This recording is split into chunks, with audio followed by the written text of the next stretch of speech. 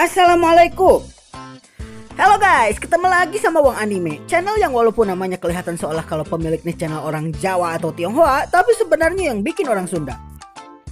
Kali ini admin akan membahas mengenai tema yang para otaku, wibu, dan nolep seperti kalian semua pasti akan suka dan bilang gue banget nih. Jadi ngebahas apaan dong? Ngebahas waifu?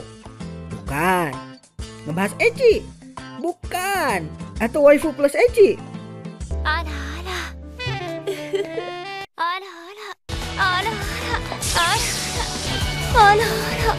Nah, keluar Akeno kan? Kalau bukan itu semua terus ngebahas apa dong? Bela diri. What? Bela diri? Lah, kok bela diri?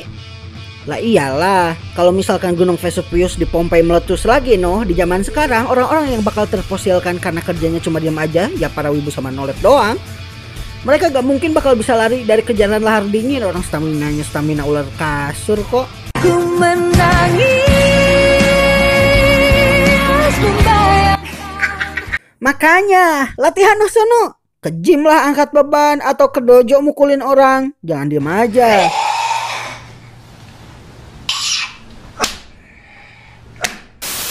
Oke, kembali lagi ke dunia nyata.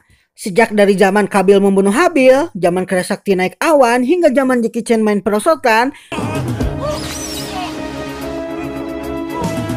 action sudah menjadi bagian dari kekaguman di mata manusia, terutama manusia jantan.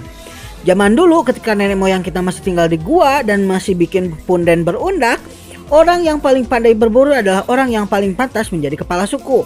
Bahkan di zaman sekarang pun, di era ketika para wibu dan para nolep bertebaran di mana-mana, orang yang paling dikagumi oleh kalangan pejantan adalah orang-orang yang umumnya bisa melakukan gerakan-gerakan akrobatik di atas gedung atau bisa berkelahi di atas ring oktagon.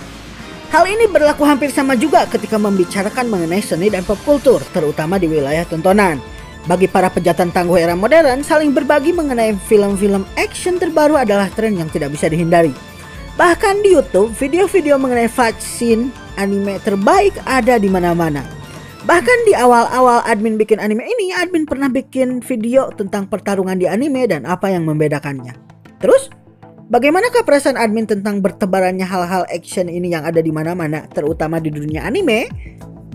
Kalau kalian masih belum tahu, admin ini seseorang yang lumayan menyukai bela diri. Dan sebagai seseorang yang menyukai bela diri dan pecinta anime sekaligus, ada satu anime yang bikin admin ketagihan dan termotivasi untuk berlatih bela diri. Tahu anime apa? Baki? Bukan. Kengan Ashera? Bukan juga. Anime yang admin maksud ya ini.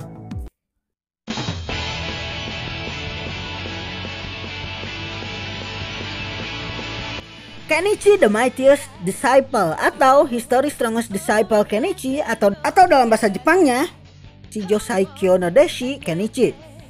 Kalau kalian menyenangi bela diri dan anime sekaligus, mungkin anime ini bakal menjadi anime yang tepat sebagai pilihan kalian. Bahkan jika kalian tidak terlalu suka bela diri pun, kalian pasti akan menyukai anime ini. Kalau saja seiyu yang mengisi hero dan heroinnya tidak meninggal karena kanker dan usia tua, anime ini mungkin akan menjadi salah satu anime shonen yang paling disukai selain Bleach dan Naruto di masanya. Tapi admin tidak akan membahas mengenai anime ini lebih jauh karena admin rencananya akan membahas anime ini di video admin yang lain. Yang akan admin bahas di video ini adalah akhirnya setelah berakhirnya anime ini, admin menemukan anime bela diri yang mungkin saja akan sesuai dengan selera admin. Kalian sudah melihat trailer terbaru The God of High School? Manhwa yang saat ini akan diadaptasi menjadi anime dan akan dikelola oleh studio MAPPA. Menurut admin, anime ini mungkin akan menjadi salah satu anime bela diri terbaik. Anime ini menceritakan mengenai 3 orang teman bernama Jin Mori, seorang ahli renewal taekwondo, jenis taekwondo yang telah diperbaharui, Han Dewi, seorang praktisi karate full kontak, dan Yu Mira, seorang praktisi ilmu pedang aliran terang bulan. Dengan latar belakang masing-masing dan kepribadian mereka yang berbeda-beda, ketiga teman baik tersebut mengikuti turnamen bela diri, The God of High School. Turnamen bela diri ini adalah turnamen bela diri bebas di mana yang mengikuti diperbolehkan memakai teknik apapun, bela diri apapun, dan bahkan senjata apapun. Penyelenggara turnamen bela diri ini menyelenggarakan turnamen dengan merekrut anak-anak SMA di seluruh Korea Selatan dan kemudian membuat mereka bertanding di level dunia. Walaupun anime ini anime yang bertemakan bela diri, anime ini kemungkinan tidak hanya mencakup bela diri saja, tapi juga mencakup hal lain juga. Pembaca manhwa.